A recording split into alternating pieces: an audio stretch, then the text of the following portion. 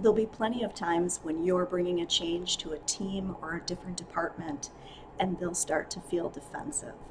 And that's normal. That's totally normal. And think about it from their perspective.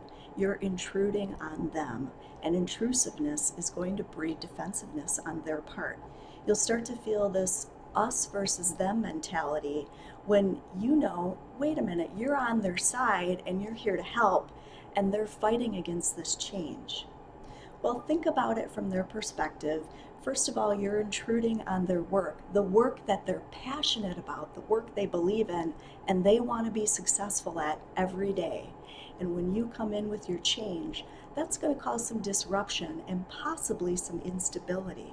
And instability is going to cause this us versus them mentality when they're trying to defend the very work they do every day, and they're trying to defend their continued success.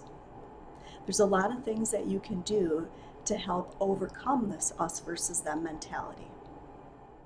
So when you're starting to observe this us versus them behavior, this defensiveness, some anger, fear, doubt, concern, the first thing you need to do is be quiet and listen to their concerns.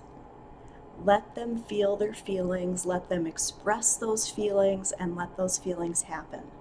Those are real, and you can't help but feel those feelings when you're looking at a change.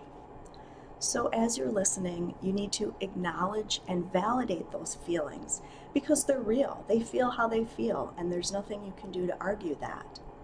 And don't take it personally. It's not about you. It's about them, the passion they have for the work, and the continued success that they want to see. So as they're expressing their emotions and you're validating them, the next thing you need to do is provide a shared vision for them. They want to continue to be successful. You want them to continue to be successful, right? And you don't want whatever change or new technology you're bringing to them to disrupt that success. And you need to let them know that in any way possible. So it's really important to recognize that this pushback you're getting from your partners is based out of fear and concern. It's not personal, it's not about you, and it's probably not even about your change or your technology that you're trying to get out there and be successful. It's about fear and about disruption and about their continued success. You need to recognize that.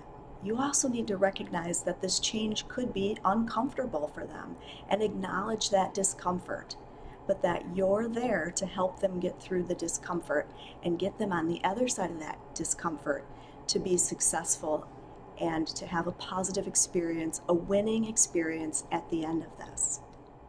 You'll want to build a plan in partnership with them that allows them to feel in control and empowered to be an active participant in this change. I know that sounds really fluffy, but a lot of ways that looks like is helping them find ways for closure, and you need to build trust during that process, even if it's with the small things. You need to tell them what you know, what you don't know, what they can expect, and what you're still working through. You also need to honor every commitment that you make to them so that you keep that trust. If you promise to get back to them in 2 days, get back to them in 2 days, even if it's just to tell them, I haven't received an answer on this yet, but I'm working on it. I'll reach you in another day. And always have a serious and timely commitment to close on information that you promise to provide them, and then follow up on that commitment. As you build that trust and as you bring them in and help them work on a plan to make sure this change is successful, be open to their ideas. If they want to bring in their own trainer to learn about the technology, that's great. The more the merrier. If they want to do their own special campaign to announce it to their employees and do something different than you're doing, great. Let them do that. Give them the chance to make those changes positive for their needs and for their department or division. That way, they understand you're on their side, and that trust keeps building. You may be surprised when somebody tells you that they're not going to allow this change to happen unless certain conditions are met. And while alarming, sometimes that's the first response that people give you when they're afraid of this change or the impact that this change is going to have on their productivity. Sometimes those people have the power to stop that change, and sometimes they just think they have the power to stop that change. And you want to understand which one you're dealing with. The other thing you'll want to do is acknowledge, yes, that may be possible and you might do that, but here's the negatives or the outcomes or the consequences that will happen if you do that.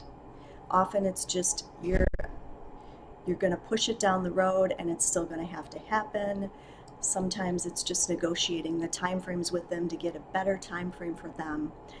And sometimes you're faced with, well, it's going to happen whether you like it or not. So you need to find ways to help them feel that this is a winning outcome for them. Help them understand that there will be closure on this item eventually, that they'll be successful. While it will be uncomfortable, what are your plans to help them mitigate risk and to help them feel more comfortable as they move forward? So ultimately, you want to approach them as a partner. Acknowledge their feelings and the discomfort and validate those feelings. Very important. Find ways to work together to make sure they're comfortable with the change, that you can mitigate risk and continue to allow them to be stable and productive and successful. Also, make sure you honor your commitments to them and keep that trust relationship going by not breaking that trust. Continue to work with them so that this is a positive experience, or as positive as it possibly can be as they move forward. And then don't leave them hanging at the end after the changes happen.